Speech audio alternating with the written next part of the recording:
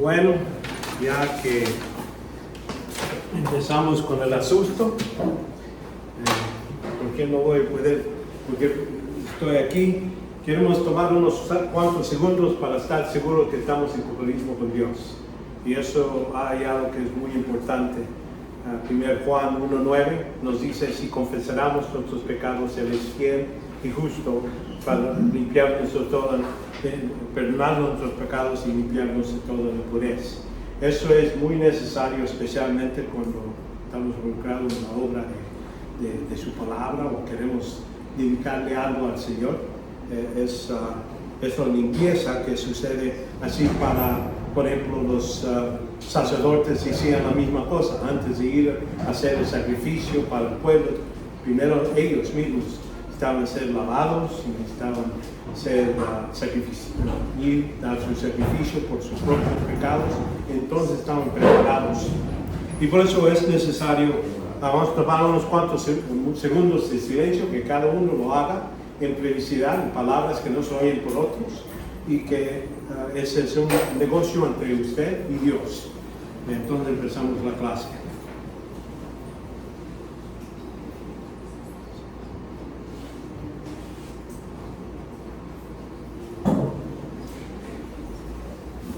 Padre, te damos gracias por este tiempo. Pedimos que tu Santo Espíritu sea con nosotros y que podamos comprender, entender tu palabra y poder aplicarla en nuestras vidas y en cómo comunicamos a otros y qué hacemos. Que seas glorificado por cada cosa. En el nombre de Jesucristo. Amén. Ahora estamos en esta clase. Vamos a empezar y si notan este libro, las notas son grandes. Bastantes, y si cubriera cada página, pues aquí estuvieron por unos 2 años.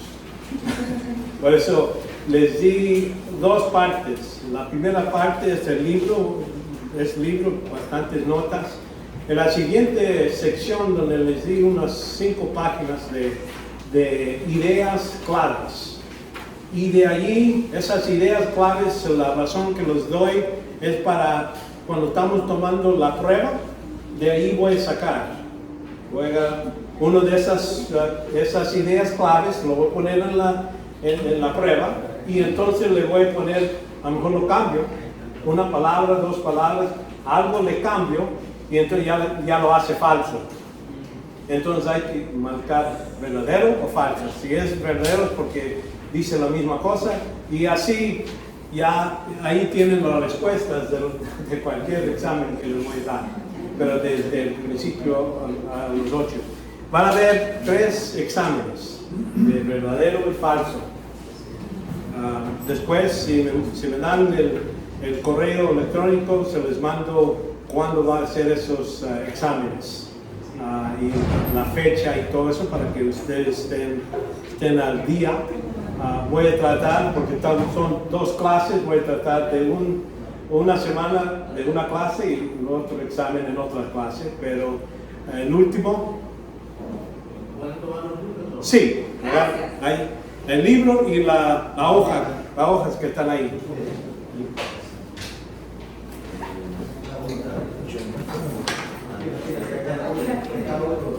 Sí,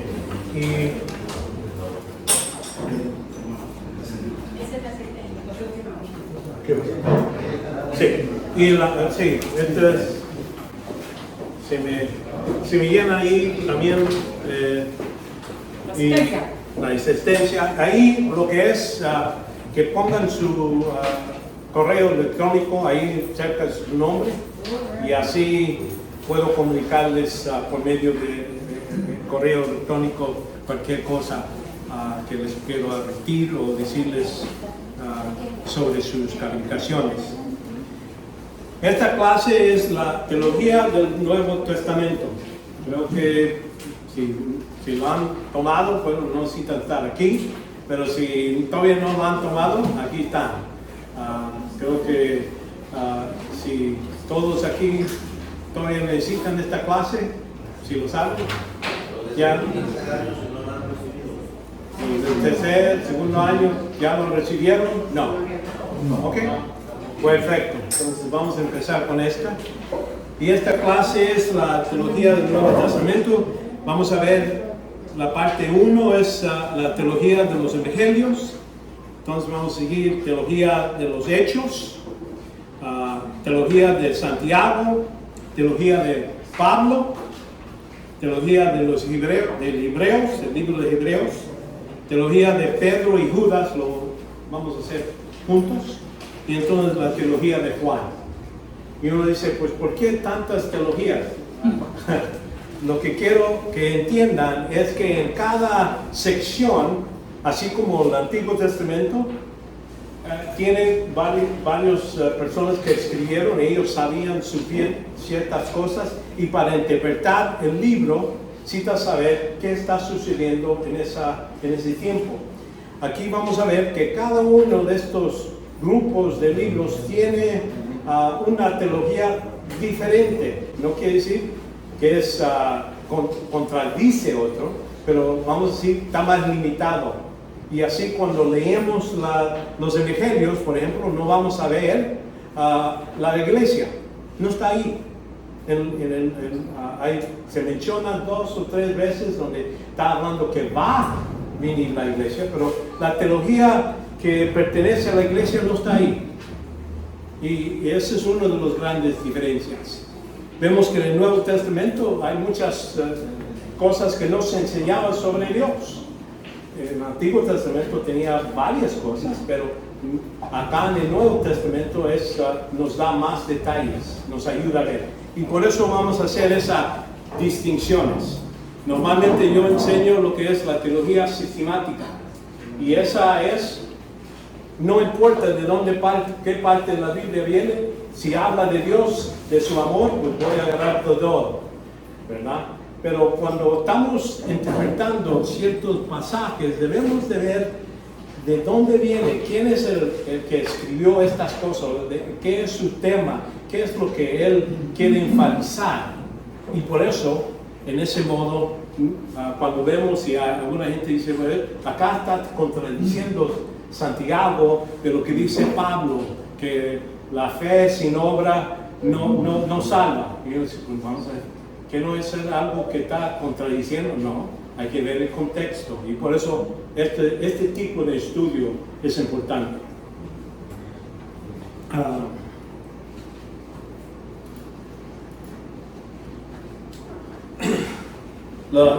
Vamos a empezar con los evangelios, la teología de los evangelios. Vemos que aquí la teología de los evangelios incorpora la teología de Jesús, porque él es el que habla más de la teología, ¿verdad? Los evangelios de Mateo es el evangelio más teológico de los demás. Lo que es el evangelio de Marcos es más cronológico. Tratar de decir esto pasó, y esto es como un relato más cronológico, no necesariamente temático en ese senso. Y Lucas es más personal. Vemos cosas que en Lucas, parece que Lucas tomó tiempo de hablar a María. ¿Cómo te sentías? ¿Qué pasó en este día? Ese tipo de detalles que no se hallan en los otros evangelios. Y entonces Juan es el más teológico, con énfasis con la deidad de Cristo.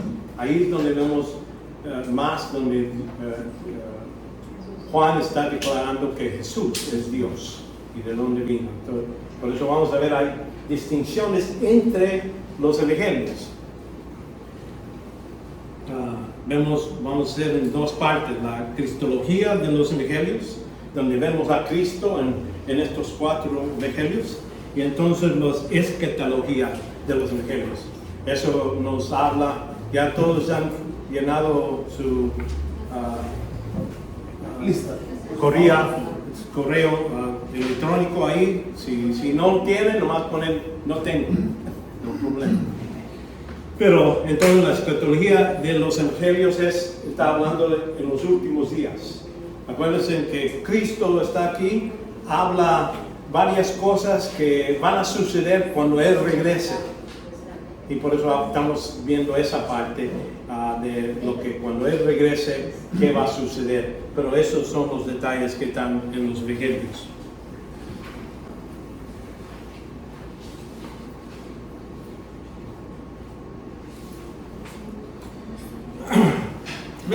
evangelios se refiere más en estos tres, bueno, los tres sinópticos que se dicen, son los primeros, Mateo, Lucas y Marcos. Esos son más se usa para ver qué pasó cuando esto pasó y poner lo que es una historia completa de lo que hizo Cristo aquí en la tierra.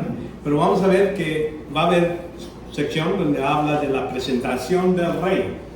Cuando Cristo viene, Él viene, se presenta como el rey de Israel. Él está tratando de cumplir con la palabra de Dios, porque Dios prometió que iba a estabilizar un reino, y ese reino es lo que está durante los 3 años. Él está hablando y manda a sus discípulos a hablar del reino de Dios. Vamos a ver la autentificación del rey, cómo eso está edificando, cómo sabemos que este es el rey. Vamos a ver el puntido del rey cuando lo rechazan. Dicen, no queremos este hombre como nuestro rey de Israel. El ministerio del rey, la condena del rey, donde lo matan, lo sacan, y entonces la resurrección del rey. Pero eso todo, estamos hablando del rey y el reino. ¿Sabes qué? Para un reino hay que tener 3 partes. Hay que tener un rey, hay que tener un grupo y un tiempo. Y el lugar, ¿verdad? 4 cosas. Vemos, eso es necesario para tener un reino. Cuando Cristo viene, Él es el rey. Ahora, ahí está el pueblo, está Israel, está el lugar, pero no lo aceptaron. Y por eso Él lo quita, el reino de ellos, y se lo va a dar a otros en otro tiempo. Todavía va a ser judíos, pero en otro tiempo. Primeramente, ¿cómo se presenta el rey? Vemos aquí en la genealogía del rey, Mateo, ¿verdad?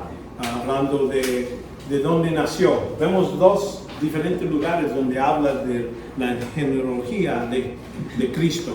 Vemos en Mateo 1 a 17, y entonces vemos a Lucas 3 a 20, de 23 a 38. Y uno puede comparar esos 2 relatos de qué es la genealogía de Cristo, y vemos que hay unas diferencias, ¿verdad?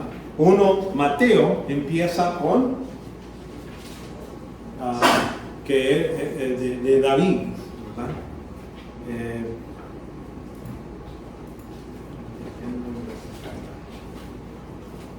Mateo, a ver, Mateo, vemos aquí,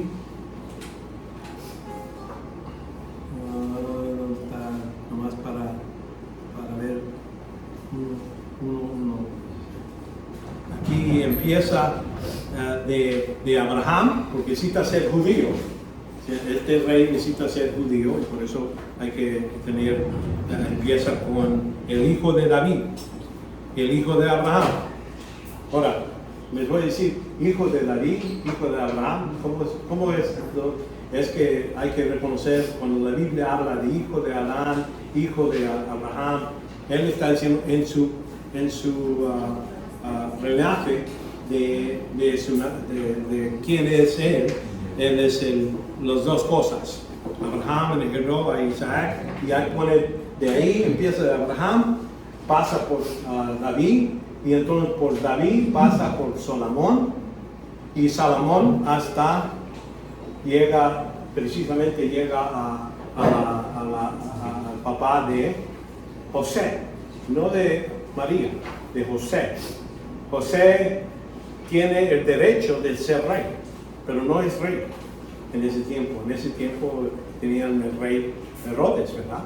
Pero en él, vamos a decir, el derecho de ser rey por medio de los judíos debía de ser José. Él estaba en la casa de David, ¿verdad? Ahora, pero aquí vemos de hasta 17, dices, Jacob generó a José, el marido de María, y de cual nació Jesús, llamado Cristo.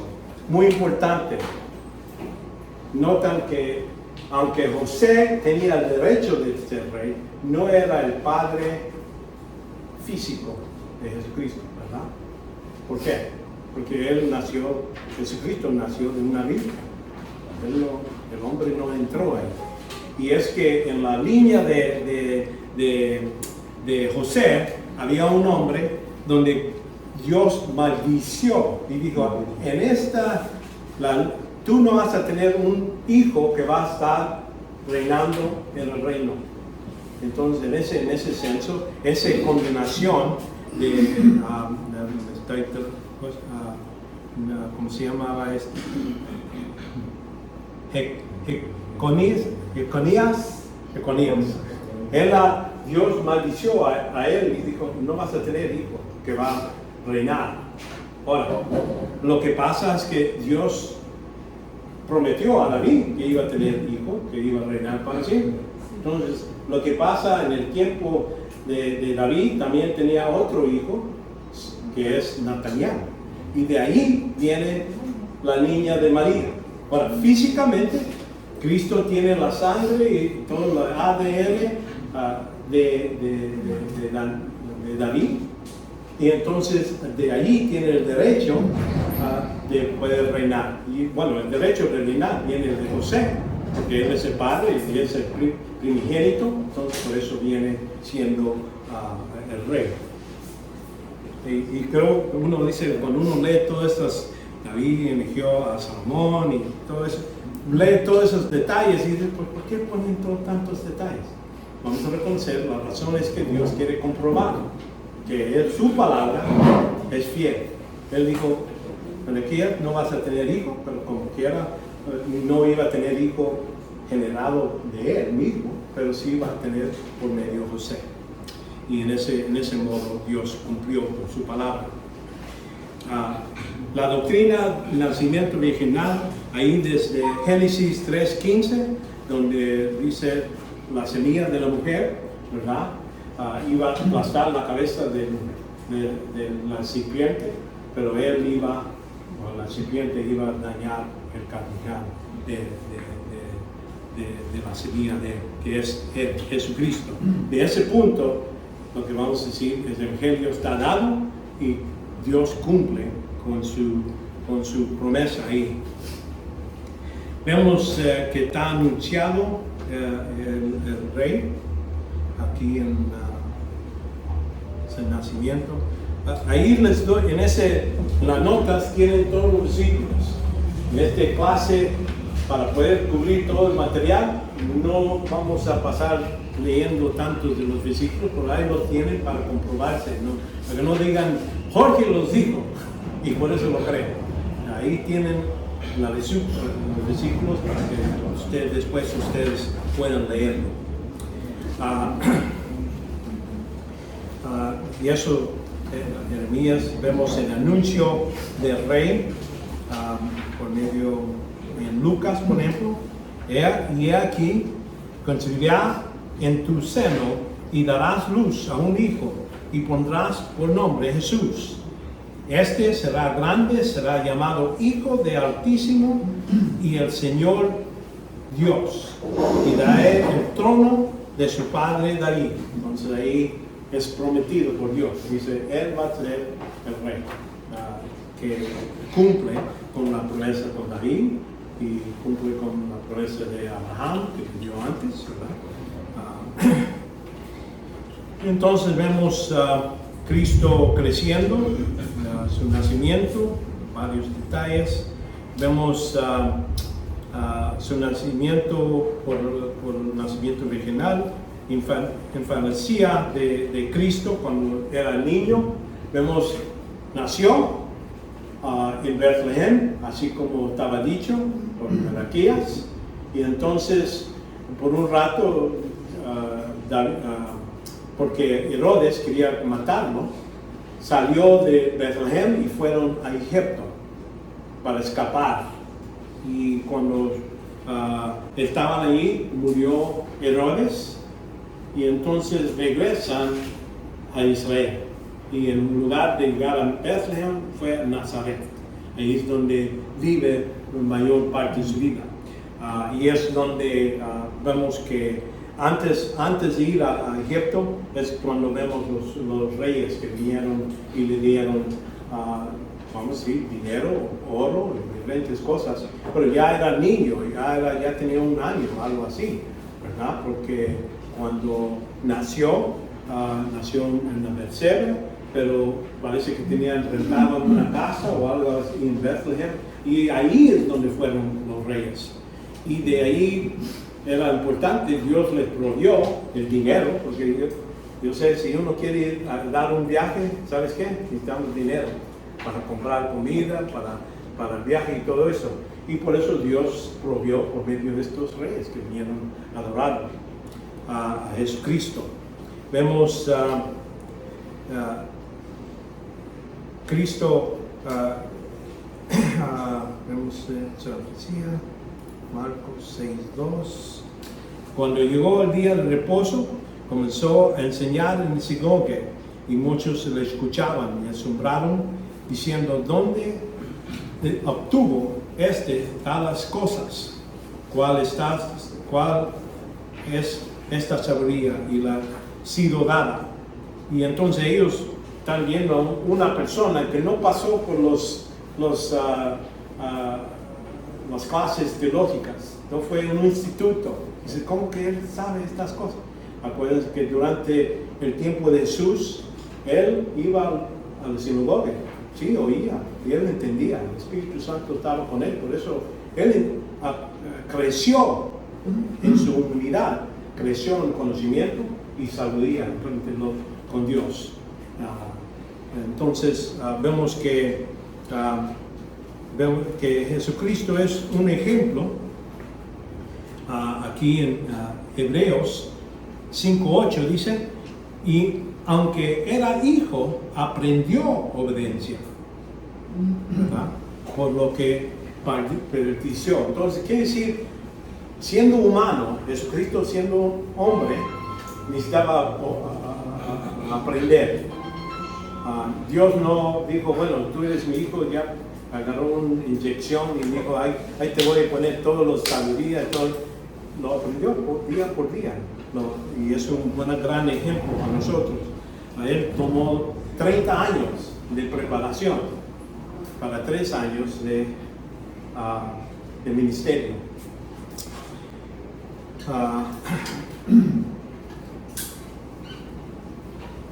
Vemos Lucas, otro ejemplo.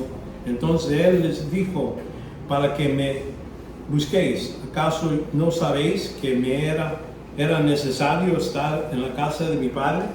Esto es el único tiempo que sabemos de la juventud de Cristo. Tenía como 12 años y María y José fueron ahí a Jerusalén, y entonces fueron a la sinagoga y todo eso, y regresaron a la casa y no lo hallaron entre su grupo. Entonces regresaron y lo hallaron en el templo, y dice que estaban discutiendo, hablando con los que estaban enseñando la Biblia. Por eso él aprendió. Dice, ellos se asombraron a que bien entendió mucho de lo que era tan joven, pero entendió mucho de lo que estaba escrito, porque él lo escribió, pero el Espíritu Santo lo ayudó durante este tiempo. Estaba lleno del Espíritu Santo desde niñez hasta todo el tiempo. Vemos que ya cuando el bautismo de Jesucristo, ¿verdad? El bautismo de Jesucristo, el Rey, ahora, mucha gente dice, vamos a seguir a Cristo en su bautismo. No, porque para nosotros el bautismo era declarar que ya somos salvos, ¿verdad? Ya es algo arrepintiéndose de no reconocer a Cristo como el Señor Salvador, y nos bautizamos para declarar ya somos hijos de Dios. Cristo no estaba haciendo eso en su bautismo. En su bautismo vino ser bautizado para reconocer y decir al Padre, ya estoy listo, estoy aquí dispuesto a hacer tu voluntad. Y él cuando se bajó en el agua era para demostrar esa idea, que ya está rindiéndose a la voluntad de su Padre. De allí sale y entonces el Espíritu Santo lo lleva al desierto. y en el desierto está tentado por Satanás. Y eso era todo para demostrar que Cristo ya estaba listo para empezar su ministerio. Vemos ahí la tentación del rey, ¿verdad? Ahí por Satanás, los diferentes tentaciones. Por ejemplo, si Satanás me venía a decir, oye, tú sabes tan grande y todo eso, ¿por qué no haces estas piedras a pan? Yo decía, no lo voy a hacer. ¿Por qué? Yo no lo puedo hacer. Pero Cristo, siendo el Dios hombre, sí, siendo Dios, usando, dice, porque ¿quién lo llevó al desierto? El Espíritu Santo. ¿Quién? En el desierto, una cosa que no hay es muchos mercados. No hay comida, tacos, todo eso, no hay nada, ¿verdad? Y como quiera, vemos que ahí lo que estaba diciendo Satanás, mira, tu Padre, tu Espíritu Santo te llegó aquí vas a morir, si no comes. Ya estamos hablando de 40 días, 40 noches, ¿verdad? Y entonces él dice, no dependes de ellos, depende de tu propio poder. Siendo Dios, tú podías cambiar esta piedra o esta montaña a pan o cualquier otra cosa que le gustaba. Por eso era una tentación para él, una tentación grande. Pero para nosotros, él podía pedirnos, nosotros no podíamos hacerlo, pero él sí. Pero él necesitaba salir de someterse bajo la voluntad del Padre y utilizar su propio poder para hacer eso. Y eso era contra la voluntad y el plan del Padre. Y eso es lo que representa estas tentaciones. Ahora, ¿cómo sabemos que Él es el verdadero Rey Dios, como la Biblia nos explica? Aquí uno de los nombres de Jesús era Señor o Cristo, ¿verdad? Vamos a reconocer, esos son títulos. Jesús era su nombre, Dios ahí le dio, este es el nombre de Él, que quiere decir Salvador. Cristo es el griego para decir el Mesías. Y entonces en ese modo, Señor, bueno, ya lo conocemos con no nomás una persona de respeto, porque a veces curias, esa palabra, sí se usa en ese modo, pero cuando hablando de Jesucristo, de Dios, eso tiene un nivel mucho más alto y no más de respeto. Vemos que se utilizan Señor Cristo en combinación con Jesús en diferentes modos cuando se habla de Él. Vemos en Lucas, dice, al ver a Jesús, gritó y cayó delante de Él y dijo alta voz, ¿qué tengo que ver contigo, Jesús, Hijo de Dios Altísimo? Te ruego que no me atormentes. Es los demonios reconociendo quién es esta persona, no era cualquier profeta. Y en esas declaraciones vemos que sus enemigos reconocían quién era Jesús, ¿verdad? Títulos del Señor son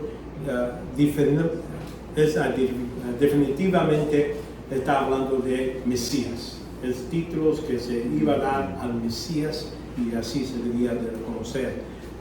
Mateo 13, 57 dice, y se escandalizaron a causa de él, pero Jesús le dijo, no hay profeta sin honra, sino que en su propia tierra y en su casa. Es cuando ellos, aunque debían de reconocer quién era, en su propia casa, ¿verdad? Las personas que estaban precisamente judíos, que conocían la palabra, debían de reconocerlo, pero dice ahí, los profetas, así como otros lugares, no reciben el respeto que debían. Vemos, el título tiene significado tanto sociológico, que es decir, salvación, Jesús, ¿verdad? Y Mesías era el que iba a venir para salvar. Y también escatológico, quiere decir, vemos que en los profetas habla de el Mesías, el que iba a venir, el Rey. Todo eso son edificación que Cristo iba a regresar, iba a estabilizar su milenio. Durante el tiempo de los evangelios, muchos de los que estaban viviendo en el tiempo de Cristo estaban esperando para un rey, un Mesías que iba a quitar a los romanos. Eso era en su idea, que iba a quitarlos los romanos su poder sobre ellos y otra vez estabilizar el reino, así como en el tiempo de Salomón, porque eran independientes. Desde el tiempo de Nebuchadnezzar hasta en este tiempo, todavía había otro imperio sobre Israel. Aunque a lo mejor tenían un rey allí, pero ahí estaba como, vamos a decir, servidor del rey del imperio. Nebuchadnezzar, por ejemplo, él puso a otro rey y ya después vemos que los romanos pusieron reyes que no eran judíos. Herodes no era judío, era fuera de los judíos. Entonces, aquí todo esto están esperando. Aquí, por ejemplo, cuando hablamos de la escatología, en Mateo, por ejemplo, en el versículo 24, 27, dice: porque así como el relámpago sale del oriente y resplandece hasta el occidente, será la venida del Hijo del Hombre. Otro título, hablando, Hijo del Hombre, es cuando Jesucristo era su favorito título para él mismo, cuando él hablaba de él mismo. ¿Por qué? Estaba relacionándose con el hombre humano. Y ahí varios versículos, no puedo pasar por todo eso. Entonces, esos son por sus títulos, por sus milagros, por las cosas que él hacía. Vemos que estaba demostrando que era él mismo, era el que debían esperar. Aquí en Mateo 11, 20 dice: y entonces comenzó a encerrar a las ciudades donde había hecho la mayoría de sus milagros, porque no se habían arrepentido. Durante el tiempo que él está aquí, mucha gente dice: si tantos milagros, debían de decir, bueno, este es hombre de Dios. Pero aunque hacía los milagros, la gente todavía lo rechazaba como rey. Y él decía que debían de saber, por lo que él, sino por lo que él dice, por los milagros que él hace, debían de ir al Antiguo Testamento, leer los profetas y lo que iban a hacer los profetas, de levantar gente de los muertos, aliviar a la gente. Son todas cosas, todo lo que hizo, que sí hicieron en ese tiempo, sí, Jesucristo estaba haciendo y debían de reconocerlo, pero no lo hicieron.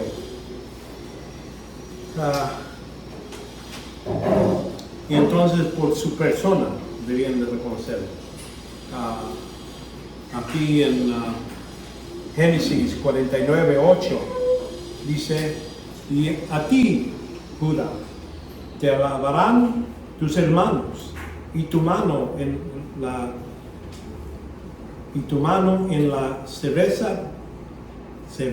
cerviz de tus enemigos. Se inclinarán a ti los hijos de tu padre. Entonces ahí es un predicho de Abraham, algo que iba a suceder. En este caso, este es Jacob. Jacob es el que está prediciendo de sus propios hijos. Dice: pero tú, Judá, va a tener el poder. Y de ahí viene Jesucristo, ¿verdad?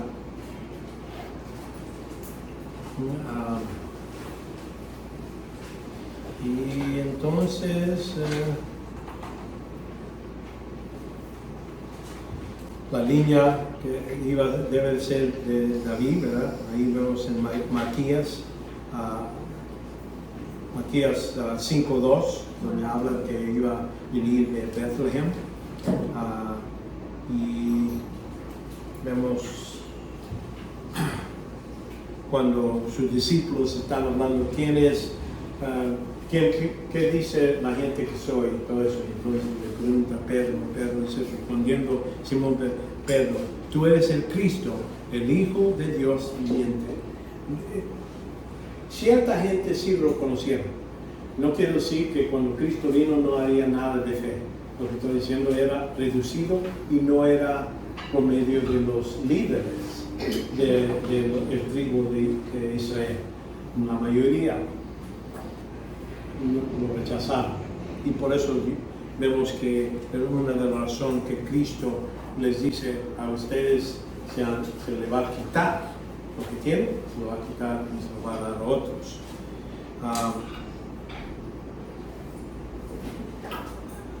Siendo divino, ¿verdad? Aquí en Jesucristo es Dios. Aquí hablando de su relación con su Padre, dice el versículo Mateo 11:27, todas las cosas me han sido entregadas por mi Padre, y nadie conoce al Hijo sino el Padre, y ni nadie conoce al Padre sino el Hijo, y aquel a quien el Hijo se lo quiere revelar.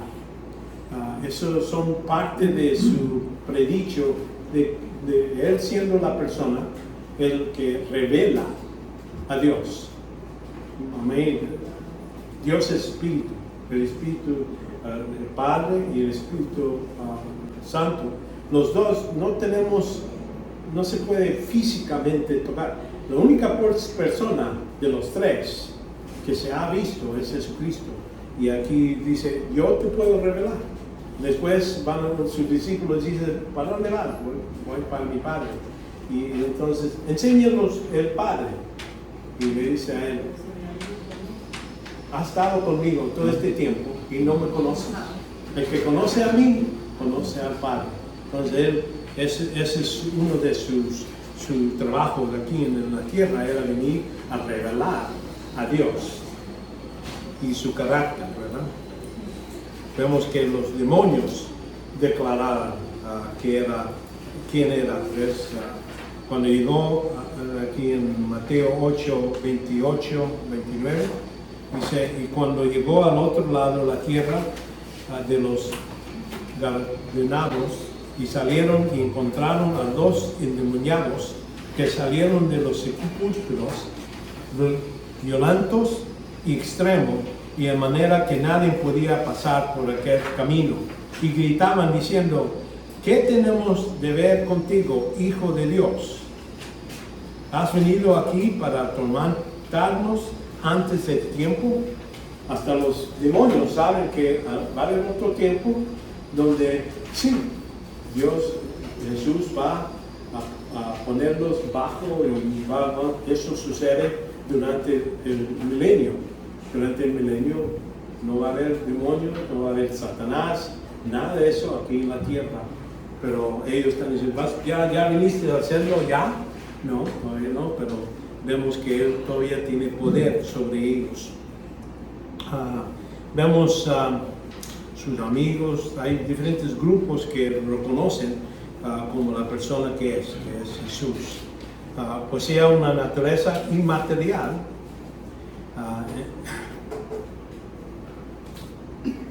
Bueno, eso quiere decir que cuando hablamos de Jesús, el Dios hombre, también tiene alma humana. Y aquí, por ejemplo, Mateo 26, 38. Entonces dijo, mi alma está muy afligida hasta el punto de muerte. Quedaos aquí y velad conmigo. Entonces quiere decir, sí, no es que era nomás Dios divino, era Dios hombre.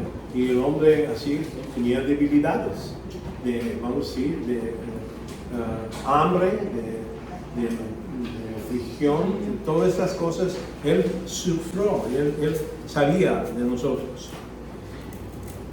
Entonces vemos este rechazo del rey. Esto lo vamos a ver por la gente, por ejemplo, el rechazo del rey por los guardados, los dueños de los cerdos. Decían, vete de aquí, ya murieron toda nuestra ganancia, ¿verdad? Porque cuando sacó los demonios de esos dos que estaban ahí y los metió a los cerdos, los cerdos se tiraron y murieron. Y por eso están enojados, que dieron dinero. No le importaba que estaban haciendo algo bien para estos dos hombres, ¿verdad? Y vemos que Cristo perdonó los pecados de los políticos. Cuando Él está diciendo, tus pecados son perdonados. Una de las cosas que debemos reconocer es que todo pecado es contra Dios. Aunque a veces afecta a otras personas, pero cada pecado es contra Dios y no nomás entre gente. Y es lo que él está diciendo, cualquier pecado que haces, yo te lo perdono. Y Él es el que está ofendido, ¿verdad? El paralítico.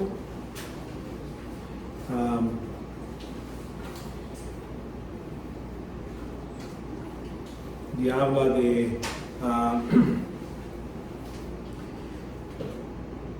y a veces estos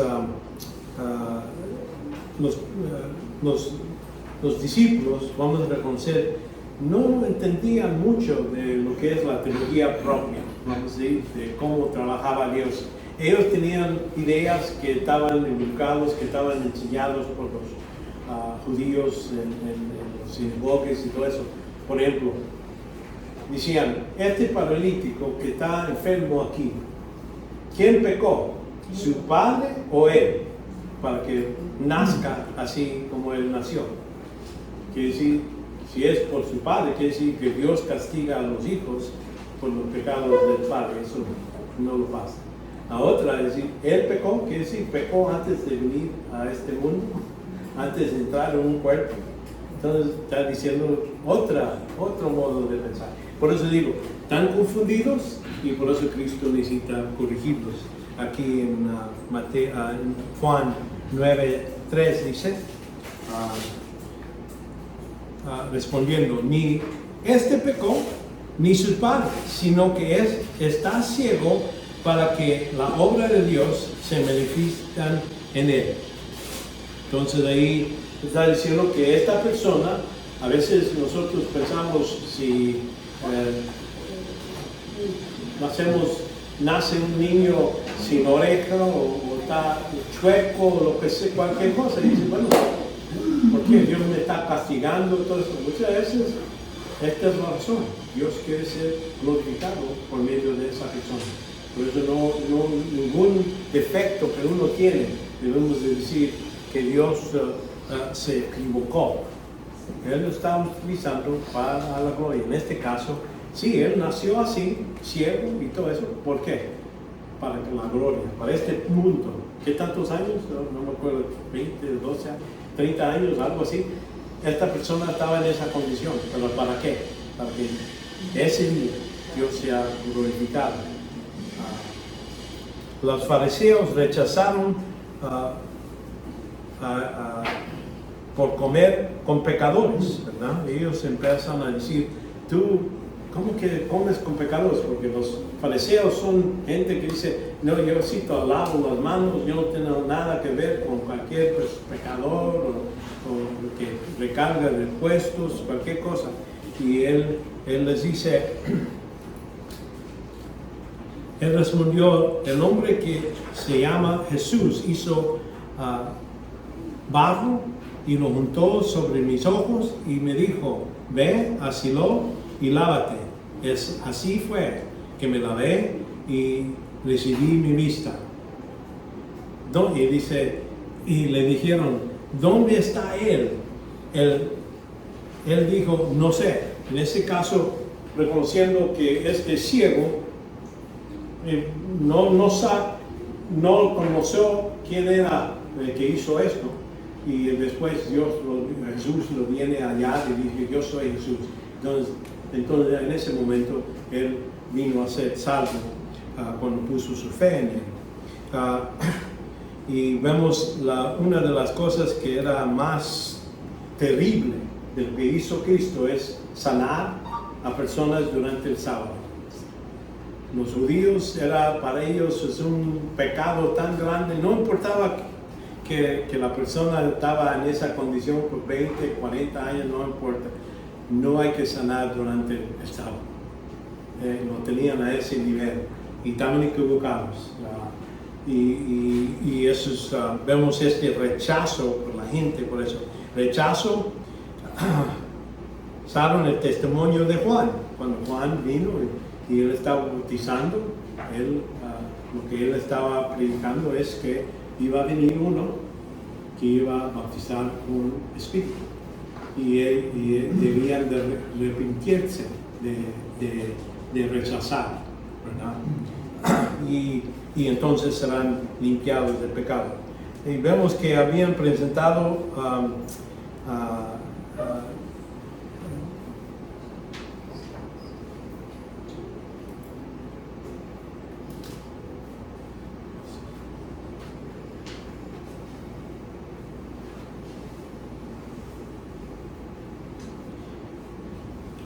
déjame ver, su pueblo. En el pueblo de Nazaret, ya leímos donde lo rechazaron, un profeta no recibe honor, sino en su propia casa, no lo recibe. Y vemos que está rechazado por los líderes. Los líderes, estamos hablando de Herodes, por ejemplo, que decapitó a Juan. Juan estaba testificando sobre el arrepentimiento y la persona que iba a venir después de él rechazó. Escribas y fariseos, por no lavarse las manos. Ahí vemos que ellos empezaron a hablar contra él. Y el rechazo por el joven rico. ¿Se acuerdan cuando el rico viene y dice, bueno, ¿qué necesito hacer para ser salvo y todo eso? Y le dice, bueno, que obedezca toda la ley y todo eso. Entonces le dice, bueno, ¿y qué me falta? Dice, bueno, vende todo y dalo a pobre y sígueme. Entonces él dijo, mejor no, rechazó esa ofrenda, lo que estaba ofreciendo Jesucristo. Los sumos sacerdotes lo rechazaron. En Juan 21, 23, ahí dice, por eso, Juan 21, 23 dice, por eso el dicho se proponga entre los hermanos que aquel discípulo no morirá. No, eso no era. No, ese no es. ¿Qué es eso?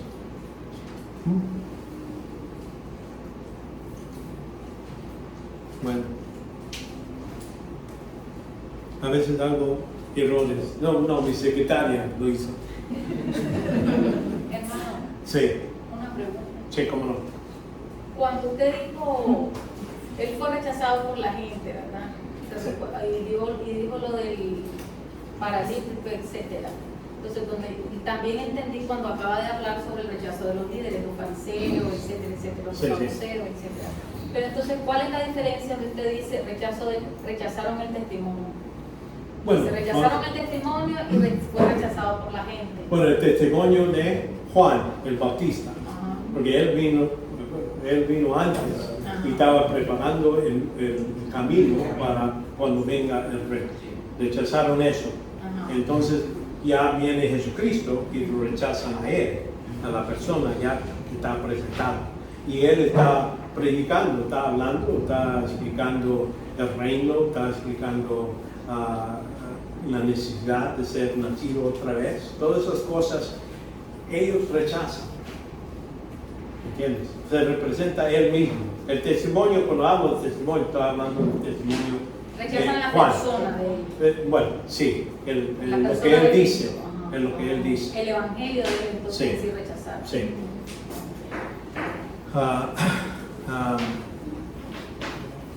Y entonces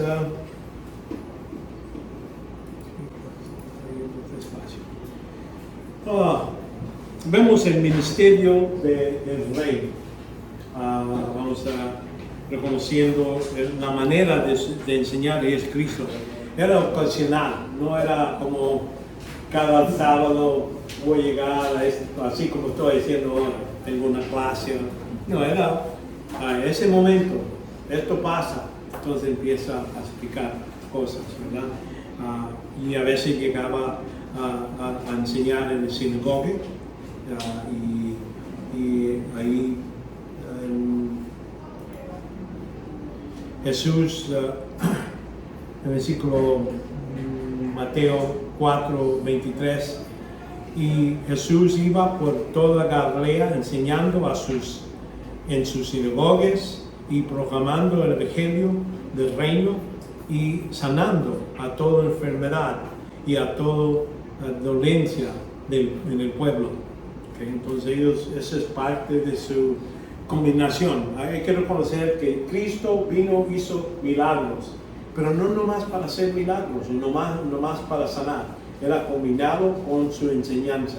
La razón que daba estas señas era para que ellos reconozcan que Él vino de Dios y que su mensaje tiene valor en ese mundo. Eso vemos cuando Nicodemo le viene al Señor y dice: sabemos que vienes del Señor por las cosas que haces, las señas, porque lo que estás haciendo no es posible sino parte de Dios. Y entonces lo que vamos a ver es en los diferentes evangelios, a veces en Mateo 3 está hablando a Nicodemo, es una persona religiosa, y viene a la noche y les empieza a hablar y le dice y le explica: hay que ser nacido otra vez para ver el reino. Y entonces le explica a él. Pero entonces vemos en Mateo 4, donde viene a los samaritanos y hay una mujer samaritana, le habla a ella, le pide: dame agua. Y entonces ella dice: bueno, tú eres judío, ¿cómo le estás hablando a los samaritanos? En ese tiempo había un gran conflicto entre la nación de los judíos y los samaritanos. Y después de hablar con ella va al pueblo, les explica, y muchos vienen y dicen: nosotros creemos no por nomás lo que nos has dicho de este hombre, o lo que has dicho antes, pero por lo que él dice lo creemos. Sin milagros, no había nada de milagros ahí en esa área de los samaritanos. No son judíos, pero muchos creyeron, dice, por lo que él dijo. Ya después vemos el resto y muchos de los otros pasajes en los evangelios donde él está haciendo milagros y todo eso, y los judíos, dicen, muchos no lo creyeron o lo rechazaban. Algunos, pocos, y muchas veces diga, pocos creían en él. Entonces vemos que no era sistemática, vamos a decir, referencias, a veces hablaba de diferentes doctrinas, cuando él hablaba no era como una enseñanza fija. Vemos que hablaba en parábolas.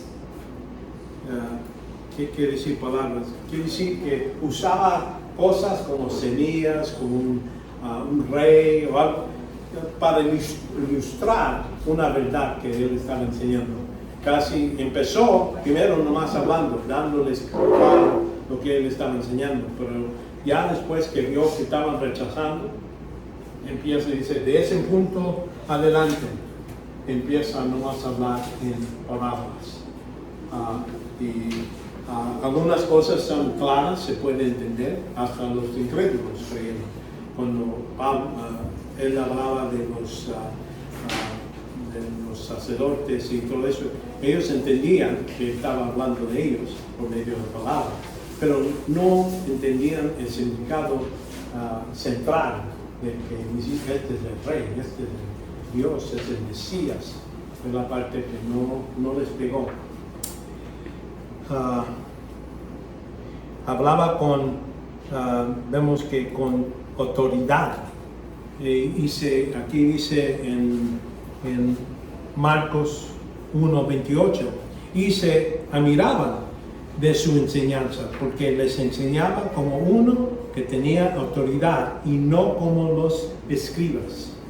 Como los escribas hablaban, bueno, el escriba tal Juan Valdés dijo estas cosas y este dijo estas cosas. Él nomás, Cristo decía, la palabra dice, y los explicaba más con autoridad. De eso, una gran diferencia, y muchos no podían hacer, podían ver. Vemos que en sus enseñanzas él se declaraba, yo soy el buen pastor, yo soy el que doy mi vida.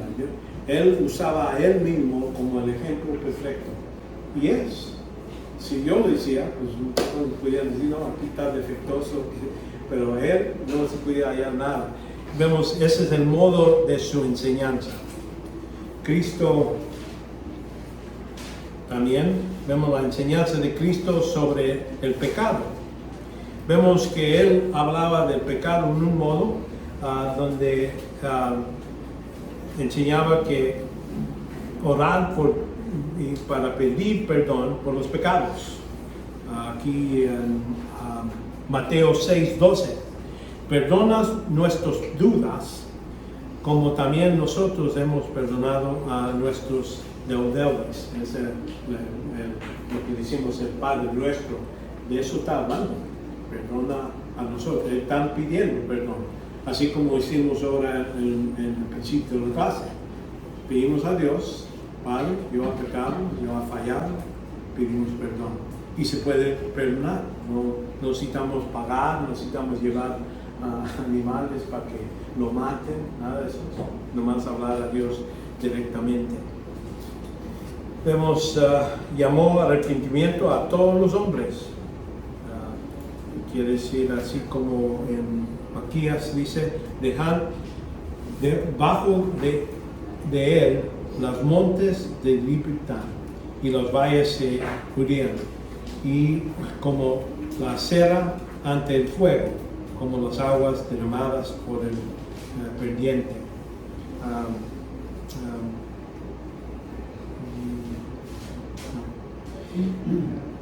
El Señor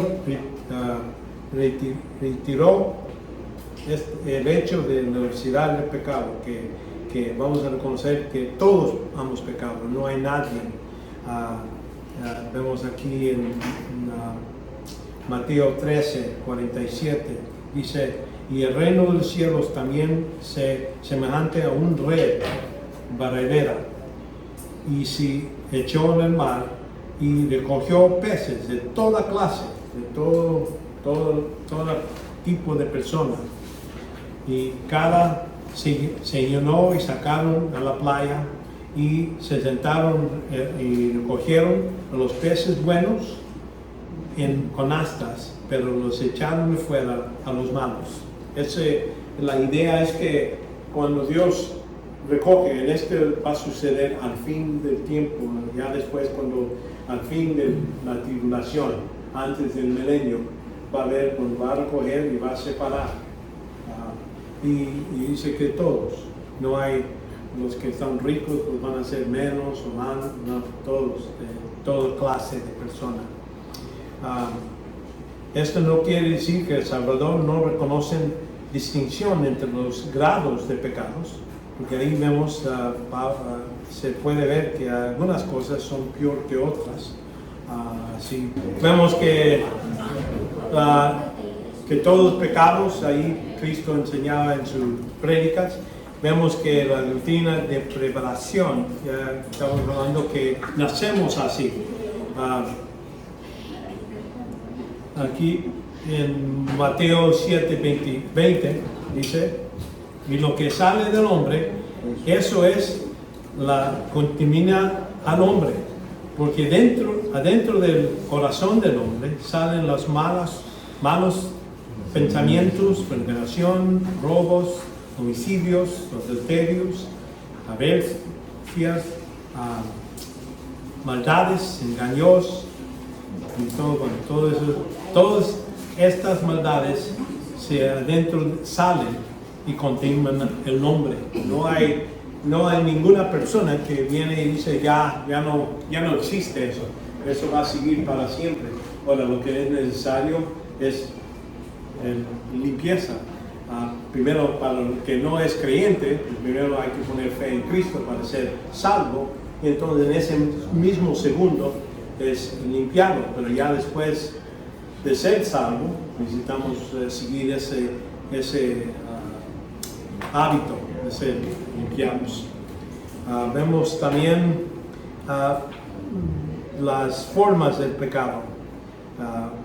Hipocresía, ya vimos codicia, blasfema, todo eso son lo que se puede decir la transgresión de la ley, cuando violamos lo que la ley escribe.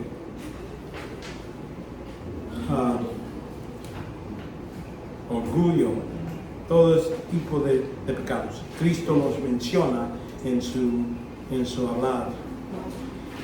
Y vemos que número 4 es el perdón de los pecados, que esta entrega de su propia vida lo hizo para cumplir, como sustituto de nuestros pecados. Y es lo que nos dice en Mateo 20:28. Así el Hijo del Hombre no vino para ser servido, sino para servir y para dar su vida en rescate por muchos. Entonces es el propósito que Cristo vino para dar rescate. Así como dice el pago del pecado es muerte. Cristo sustituyó, Él se puso en esa posición para poder pagar ese pago. Vemos también perdón mutuo con el perdón de Dios a nosotros, nuestros pecados. Vemos que en Marcos 11:25, y cuando estéis orando, perdonad así tenéis algo contra alguien, para que también vuestro Padre que está en los cielos os perdona a vuestras transgresiones. Esa idea de si yo quiero que Dios me perdone, también yo necesito perdonar a todos los demás. Y ese es el modo que, si quiero tener compañerismo con Dios, si yo tengo algo contra otra persona que no les perdono, entonces no vamos a tener compañerismo con Dios. Aunque 1 Juan dice, si confesáramos los pecados, Él es fiel y justo para perdonarnos, los perdona, pero no necesariamente tenemos el compañerismo hasta que primero también necesitamos perdonar a todos. Y eso es una condición que veo en la necesidad, y lo que aquí precisamente nos dice, así como nos dice del Padre Nuestro, y al fin de todo dice esto. Esta es lo que me explica, que si nosotros no perdonamos a otros, Dios no nos perdona a nosotros. Podemos estar fuera de compañerismo con Dios el resto de nuestra vida cristiana, y entonces nunca producir, nunca estar en compañerismo con Dios hasta cuando morimos. Entonces ahí sí nos limpia de todo, pero no vamos a tener nada de recompensas, nada para enseñar que hemos vivido para el Señor en esta vida.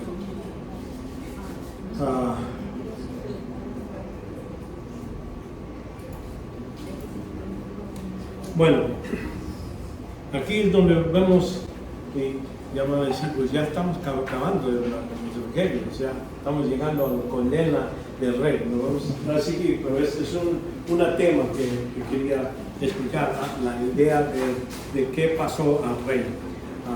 En el puerto de Getsemaní, Cristo fue a Getsemaní para prepararse por medio de oración.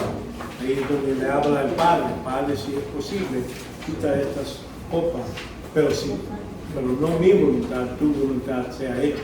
Sí, pregunta. Sí, pero en la página 4. Sí, pasaba Sí. Ok.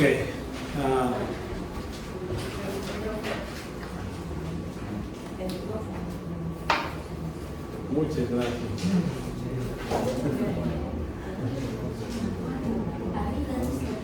Ok. Bueno, aquí vemos varios aspectos. Se encogió antes de la perspectiva de ser condenado, reconociendo que Jesucristo, siendo el Dios hombre, pero como hombre, vio el dolor de estar castigado como pecador. De toda su vida, Cristo toda vez hablaba de su Padre. Mi Padre trabaja, yo trabajo. Yo vine a hacer la voluntad de mi Padre. Pero en este momento, en estos segundos, cuando está en la cruz, vemos que no le habla, no dice que es su Padre. Vamos a reconocer, en ese momento dice, mi Dios, ¿por qué me has desamparado? En ese momento es lo que vemos que Cristo está representándonos a nosotros, separados de Dios, no tenemos relación con Dios como Padre. Durante ese momento, Él tomó ese momento de recibir todos los pecados del hombre. Y vemos aquí que Cristo cuando fue, vamos a reconocer que no es un mártir. Mucha gente dice que Cristo murió, lo mataron. Hay que hacer una distinción.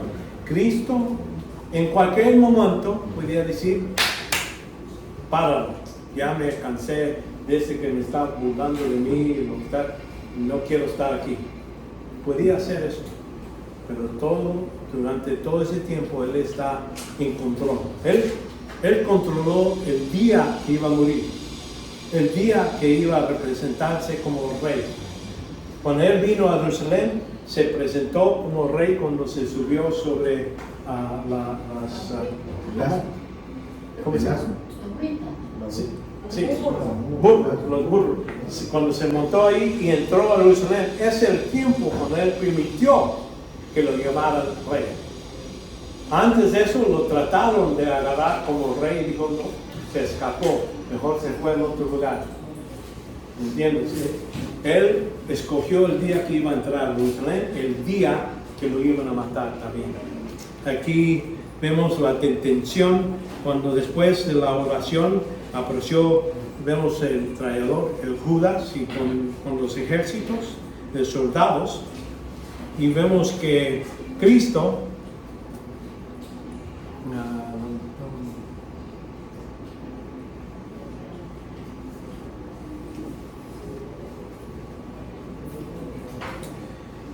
aquí en Mateo 26, 42, vemos que es cuando Judas viene, le besa y dice, vas a entregarme por un beso. Y en ese momento le dice, ¿a quién buscan ustedes? Y dice, buscamos a Jesús, el Nazareno. Entonces vemos que en ese momento Él dice, yo soy. Y cuando Él dice eso, se caen atrás. Yo digo literalmente, los soldados se ponen para atrás y se caen, demostrando que Cristo tenía el poder de parar todo el movimiento. Pero dice, bueno, yo soy, llévame, deja estos que se vayan. Está en control Cristo, es lo que debemos reconocer. Y es como una demostración de su gloria, de su poder. Creo que por eso se menciona aquí en Juan. Y aquí lo tengo.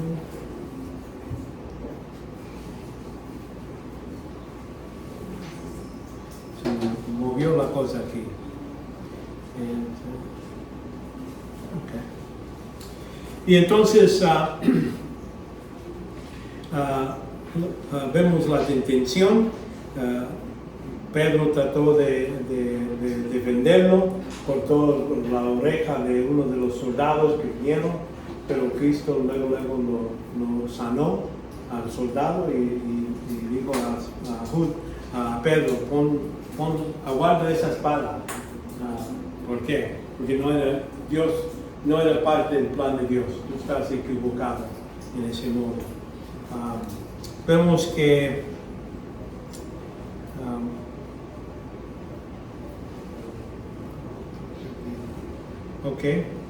vemos los juicios. Habían varios juicios, unos en frente de los sumos sacerdotes, ¿verdad? La primera parte era un juicio por Ananías, que no era parecía que había como dos sumos sacerdotes. El sumo sacerdote real, que era Ananías, pero el otro que estaba apuntado por los romanos. Ellos decían, no, este es el que vamos a poner como sumo sacerdote. Y allí vemos que reconociendo que era el legítimo, Caifás era un sumo sacerdote políticamente puesto ahí por los romanos. Y empiezan a hacer la pregunta. Todos los juicios son ilegales. Si uno ve la ley, no debía de haber ningún juicio hecho en la noche. Debía ser el día. Uno que estaba acusado no debía ser acusado por los sacerdotes, los que estaban líderes. Debe ser algo que viene de personas, testigos independientes que ven que una persona ha violado. Vemos que cuando el último de los cuatro, el último era que Cristo está puesto bajo de juramento, le dice, dinos la verdad, ¿eres tú el rey de los judíos? Y así es. Entonces ahí, bueno, eso es lo que dice Piloto. Y ese era legítimo, era durante el día y era el que estaba en cargo, tenía el poder y todo eso. Y cuando Cristo le contesta de un modo de decir, sí, yo soy, pero no soy de este mundo, mi reino no es de este mundo. Y vemos que ellos estaban acusando a Cristo por blasfema, porque él está clamando siendo el Dios. ¿Qué es, verdad? Él realmente estaba clamando lo que era la verdad.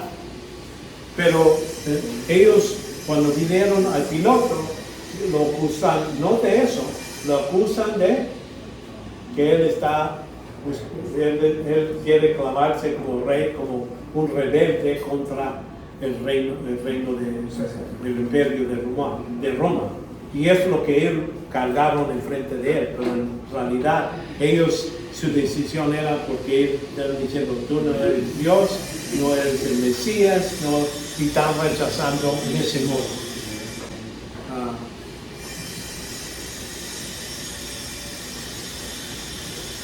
Ya después vemos que Piloto, él quería dejarlo ir a Jesucristo y buscaba modo de hacerlo, pero falló. Y al fin dice, está bien, los entregó a Jesús para ser crucificado porque las demandas de los judíos, de los líderes de Israel.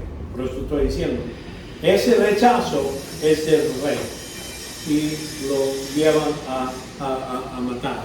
Bueno, podemos decir que los judíos mataron a Cristo, no.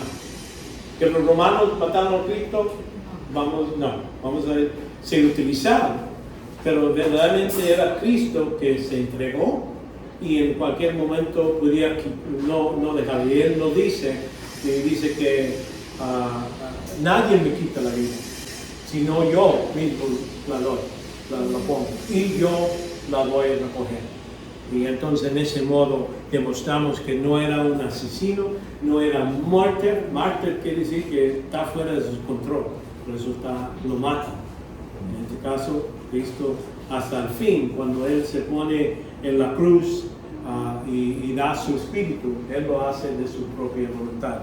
Eso podemos ver en su muerte, las palabras pronunciadas aquí demostrando el carácter de Jesucristo y demostrando varios otros aspectos de Cristo. Vemos primero en Lucas 23, 34, dice, Padre, perdónalos porque no saben lo que están haciendo. Hay dos, en el Antiguo Testamento, el castigo por un asesino, uno que hace cosas que lo hace con plan y todo eso, es un asesino, y esa es la muerte. Había otra ley para los que mataban a otra persona sin saber lo que estaban haciendo, o un accidente. Y esa ley era que la persona, después de matar, si lo mató, iba a uno de las ciudades de refugio. Llegaba ahí y se podía quedar demostrando que no era un plan de matar. Y dice, bueno, entonces te puedes quedar en esa ciudad de refugio. Y cuando se muera el sumo sacerdote, entonces podía salir de esa ciudad, ir a su casa y lo demás, y no lo castigaba. Imagínense, pónganse a pensar, ¿quién es el sumo sacerdote? Jesucristo. Ahora, aquí está declarando, estos lo hicieron sin saber lo que están haciendo. Vamos a reconocer, él está diciendo, no es asesino a matar en ese modo, era algo que lo hicieron sin saber. Entonces Dios, en este modo, Dios podía perdonarnos. Y ya cuando mueren, están libres. ¿Por qué? Murió Jesucristo en la cruz, por los pecados de la gente que lo está llevando a la cruz. Ahora, también vemos, le dice a ese el ladrón, que habían los dos ladrones, a lo mejor empezaron, porque vemos los pasajes, parece que a lo mejor los dos estaban diciendo, Jesús, tú eres tan grande, ¿por qué los quitas de aquí y todo? Pero al fin, vemos que uno de ellos se puso a pensar, dijo, bueno, este hombre es inocente, nosotros estamos aquí porque debemos estar aquí. Y dice, Jesús, recuerda de mí cuando entres en tu reino. Entonces, ¿qué está diciendo? Está poniendo fe, confianza en Jesucristo. Y entonces aquí la palabra de Jesucristo dice, hoy estarás conmigo en el paraíso. Lucas 23, 43. Ahí está declarando, sí, este hombre, aunque al fin del día, vamos a decir, era ladrón, tenía todo eso, pero por poner su confianza y no decir a Jesús, ahorita si me bajas no voy a robar, te voy a pagar todo lo que has robado, nada. No pudo hacer nada, era, vamos a decir, no podía hacer nada para salvarse él mismo. Y él nomás puso confianza en Cristo. En esto nos enseña un ejemplo perfecto, porque está diciendo un ladrón, un asesino, persona puede nomás poner su confianza en Cristo y será salvo. Es lo que sucedió aquí. Vemos también Jesús, su amor y su cuidado de su madre. Y dice aquí en Juan 19, 26, dice, mujer, he aquí tu hijo y he aquí tu madre. Ahí está, acuérdense que él es el hijo prójimo, ¿verdad? Debía de cuidar a su mamá. Ya parece que José ya murió, por eso necesitaba ayuda y por eso le pone en cargo a Juan a cuidar a su mamá después. Y él está pensando, imagínense, ustedes pensando que está sufriendo, está ahí en la cruz, ya lo han golpeado y todo eso, y con todo el dolor, él está pensando no nomás en él mismo, está pensando en su mamá, que le estaba dejando. Y aquí es cuando en Mateo 27, 46 y Marcos, vemos cuando Cristo en ese momento, vamos a decir, estaba en la cruz por 3 horas, y entonces las últimas 3 horas es donde él parece que está, aquí dice, Dios mío, ¿por qué me has abandonado? Él en ese momento está tomando nuestro lugar. Y ahí entonces sí, está abandonado, en el senso, estamos separados espiritualmente de su Padre. Ahora, ¿cómo es esto posible físicamente? No les puedo decir. pero es reconocimiento por medio de su palabra. Lo que Él está diciendo es que en este momento hemos quebrado esa relación que Él tenía por toda su existencia y durante en la vida de 30 y tantos años, de 33 años de vida. Él tenía esa relación, y aquí en estos 3 horas es donde se sufre espiritualmente, muere por los pecados de todo el hombre, espiritualmente. Ahora, ya después de terminar eso, Juan 19:28, vemos, tengo sed, demostrando que todavía es humano, tiene debilidades, y vemos que aquí en versículo 6, dice, consumado es, Juan 19:30, consumado es, quiere decir, ya se terminó, no hay más obra para la salvación, para el pago del pecado ya se cumplió. Todavía está vivo físicamente, todavía tiene sangre en sus venas. Quiero que aquí entiendan que el pago del pecado es la muerte espiritual. Cristo muere físicamente, pero eso es después. Y por eso podemos ver eso antes de salir, antes de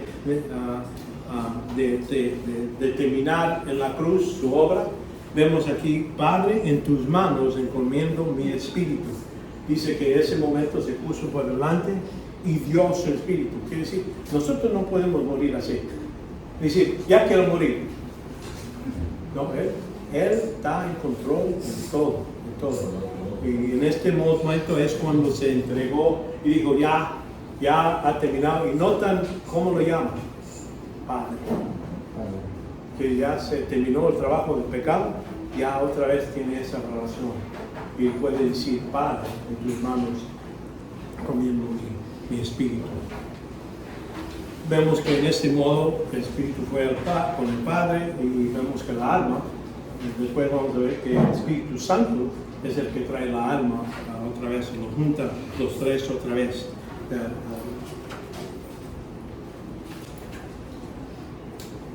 Ahora vemos en esto la resurrección de Cristo. Esto lo vemos en los 4 evangelios. Entonces quiere decir, es importante. Si vemos la misma historia, la misma idea en todos los evangelios, entonces quiere decir, es muy importante. Todos los escritores de la Evangelio concluyen en ese relato de la resurrección. Vemos que Mateo enfatiza la resurrección como prueba de todo lo que Cristo enseñaba, porque él, cuando él escribe, Mateo habla y sigue así como está escrito, o como Cristo dijo, y entonces lo comprueba por medio de eso.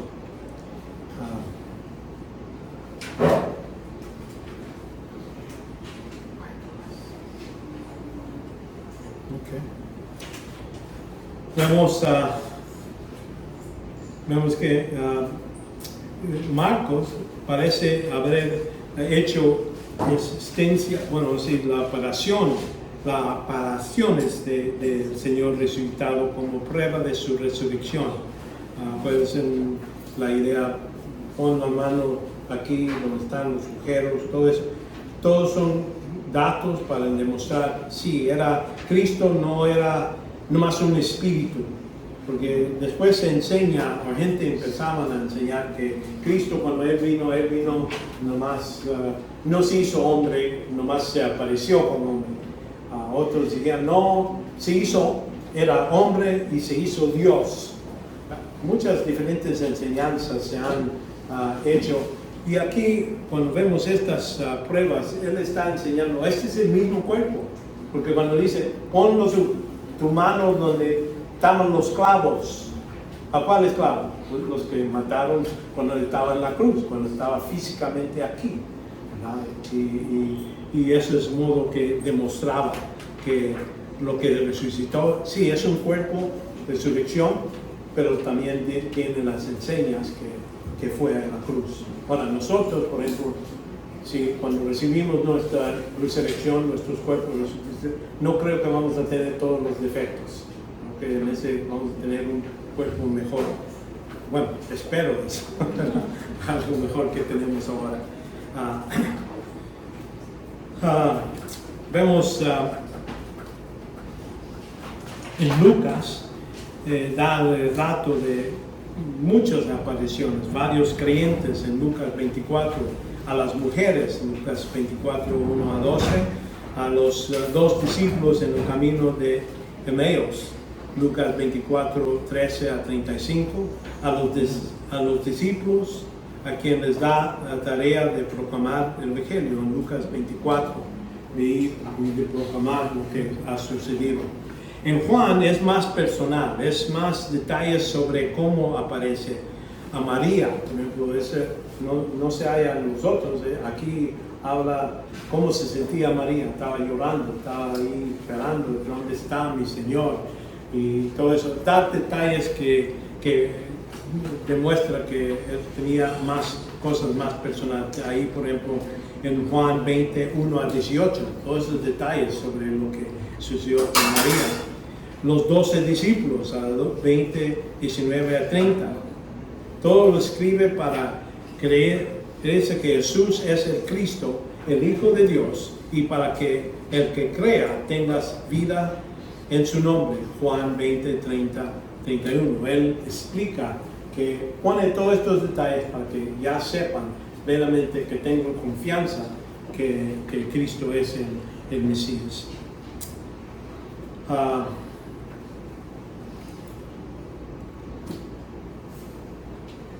Ahora subimos a la sección 2 de los evangelios. Estoy yendo bien.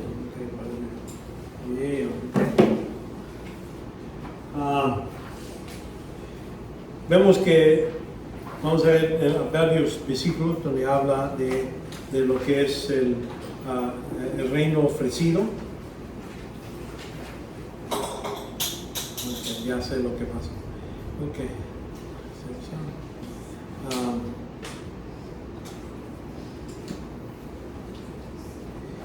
Se observa con razón que la teología de los evangelios es una escatología y no es nada, porque ahí vemos mucho más detalles sobre lo que va a suceder en el futuro, aunque vemos la vida de Cristo, pero mucho tiene detalles de lo que es la escatología.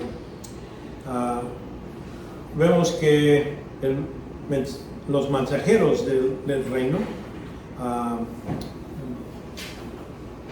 vemos a Juan el Bautista, ¿verdad? Porque él es el que viene, el primer mensajero del reino, y vemos que es reconociendo Juan el Bautista como una profecía del Antiguo Testamento habla de Elías que va a venir, ¿verdad? Y que va a preparar el camino para el rey. Uno dice, bueno, eso es Juan el Bautista. En un modo sí. Así vemos que en las profecías hay cosas que se puede decir en ahora, este detalle. Pero todavía no. Todavía es algo más, se necesita cumplir más allá. Son dos cumplimientos. Aquí se puede ver una sombra y acá es la realidad. Es lo que quiero que entiendan. Muchas de las profecías son así. En el caso de Juan el Bautista, vamos a ver que él plenamente dice, yo no soy el profeta y no soy Elías, no soy. Jesús dice, si lo aceptaban, Juan era Elías. Entonces, ¿qué quiere decir? Es que quiere decir, él vino para preparar para la primera vez. El rey vino y lo preparó. Ahora va a haber otro tiempo durante la tribulación cuando viene Elías y va a preparar para la venida de la segunda vez que viene Cristo, y ahí sí es cuando se cumple todo lo que es la profecía del rey y el reino y el tiempo del milenio, donde va a haber todo completo. ¿Me entienden? Y debemos de entender eso cuando vemos profecía, que podemos ver algunas cosas que sí, hay una sombra, pero no está completa. Pero aquí vamos a ver en el futuro sí va a haber Y eso es lo que podemos decir de Juan el Bautista.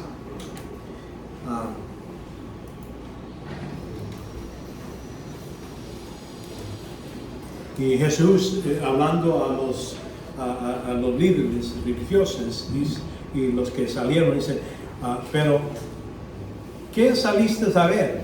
¿A un profeta? Sí, os digo, a uno que es más que un profeta. Este es el quien está escrito: he aquí, yo envío a mi mensajero delante de tu faz, y quien preparará tu camino delante de ti. Entonces, en verdad os digo, entre los nacidos de mujeres no he levantado nadie mayor que Juan el Bautista. Sin embargo, así más, él más pequeño en el reino de los cielos es mayor que él. Entonces, ahí nos explica que sí, él cumplió con esa profecía, pero esa profecía está hablando de Elías cuando él viene a preparar para el reino milenial. Pero en un censo, una sombra, vemos que él vino a preparar el camino cuando Cristo vino la primera vez. Vemos el otro mensajero del reino es Jesús mismo, ¿verdad? Jesús viene a declararse aquí en Mateo 4:17. Mateo, desde entonces, ya estamos hablando, Jesús comenzó a predicar y a decir: arrepentíos porque el reino de los cielos se ha acercado. Entonces eso es lo que debemos reconocer, que esto, Cristo cuando dice que se ha acercado, quiere decir, aquí estoy. Ya está, ahorita está el templo, ahorita está Jerusalén, Israel es un país, todo está listo, el pueblo está ahí. Y entonces la razón que se rechaza al rey, entonces ya pospone lo que... y por eso él está proclamando y manda a sus discípulos que vayan a proclamar el reino de Dios, que ya ha venido. Vemos los 12, los manda a proclamar ahí en Mateo 10, ¿verdad? Dice: entonces, llamando a sus 12 discípulos, Jesús le dio poder sobre los espíritus inmundos para expulsar y para enseñar sanar a toda enfermedad y toda dolencia. Y los nombró a estos discípulos para ir, y entonces ellos los manda y dice: anuncia el reino, y eso es parte de su mensaje, y que esos milagros eran para demostrar que el mensaje era verdadero. Vemos el mensaje del reino precisamente aquí en Mateo 21:1 dice: cuando se acercaron a Jerusalén y llegaron a Betfagé, junto al monte de Olivos, Jesús entonces envió a los 2 discípulos, diciéndoles: id y liad enfrente de vosotros entonces donde les dijo que vayan y una asna atado al corino con ella, detallarlos y tráemelos. Y es cuando él entra a Jerusalén. Ahí sí se está presentando como el rey y esperando que el rey, que ellos lo aceptaban. Bueno, vamos a decir, como que si se equivocó. Es que él está cumpliendo su palabra, que iba a ofrecer el reino a esta gente. Y eso es lo que está haciendo en este momento por este mensaje. Ahora, ¿qué es el significado del reino? Porque a veces tenemos esta idea que ahora estamos en el reino, o se habla como que si el reino más es espiritual, o el reino es la iglesia. Lo que debemos hacer es estar técnicamente correctos, vamos a decir bíblicamente lo que enseña. Vemos que el reino del reino no llega el hecho que algunos lugares la palabra reino se refiere a un reino universal, intemporal y eterno, algo que estamos hablando a veces aquí, por ejemplo, en Mateo 26:33. Pero buscar primero su reino y su justicia, y todas estas cosas serán añadidas. Eso es algo general. Vamos a reconocer que a veces la palabra se usa en ese modo, de decir algo donde está Dios en cargo de todo, tiene toda la autoridad sobre todo. Es reino en ese sentido. Porque ¿qué decimos? Hay que tener rey, Dios, tiempo y gente. Estamos hablando de todo lo que está en el mundo es de Él y Él es el que maneja todo. En ese modo, dice, busca primero lo que Dios quiere, ¿verdad? En ese sentido. Tampoco niega el hecho que el misterio del reino de los cielos, ¿verdad? Ahí también a veces se utiliza dos términos: reino de los cielos y reino de Dios. Los dos términos se utilizan, depende de cuál de los evangelios lo ves. Pero afirma que, vamos a decir, se refiere a algo, ¿cómo se llama? Aquí, por ejemplo, el reino de los cielos, Mateo 13. Ahí, ese mismo día salió Jesús a la casa y se sentó a la orilla del mar y congregó junto a grandes multitudes, y que se subió una barca y se sentó a la multitud y estaba en la playa. Es donde él está hablando del reino.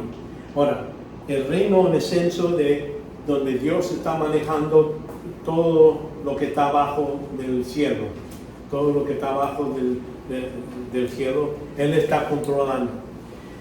Capítulo 13 de Mateo, después vamos a dar un poquito más detalles, pero la idea es que Él está hablando de cómo Dios está manejando todo, pero también en otros contextos está hablando de un reino literal, un reino de un tiempo. Estamos hablando del reino milenial de David. Y ese es el que los que están viviendo en este tiempo están pensando que Cristo iba a aterrizar, que iba a empezar cuando Él cumple su vino, presentarse como rey, que iba a empezar el tiempo del reino. Es lo que ellos esperaban. En lo que estaban leídos del Antiguo Testamento y todo, podían ver que habían dos Mesías. Un Mesías que iba a venir a sufrir. El que iba a sufrir, ellos dicen, bueno, este va a venir, va a morir. Para ellos iba a proveer salvación y todo eso, pero para ellos era menos importante. El reino que ellos estaban esperando es con el Mesías que iba a venir como rey, en el caballo blanco, que iba a venir a conquistar, que iba a poner todos bajo de su poder. Ese es el reino que los discípulos estaban esperando. Los sacerdotes, todo eso, están esperando para eso. Hasta hoy, los judíos todavía están esperando para ese rey.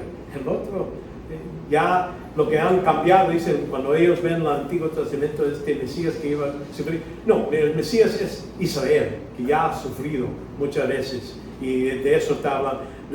Reinterpretan esos pasajes de hablar que está hablando de Israel. Pero el Mesías, el que va a venir a estabilizar, ese todavía va a venir. Por eso ellos todavía están esperando a Cristo, a Jesús, en el futuro. Y entonces aquí vemos que, y esto estamos hablando de en una época actual, pero afirma que el reino mesiánico, davídico, terrenal, milenario, se anunció por Juan el Bautista, el Señor y los 12. Ellos todos, cuando hablaban de este reino, estaban hablando de ese reino. ¿Me entienden? Esa es en los evangelios, ese es el reino que cuando ellos oían la palabra del reino, de eso estaban pensando. Okay. Bueno, parece que se me acabó el tiempo para esta.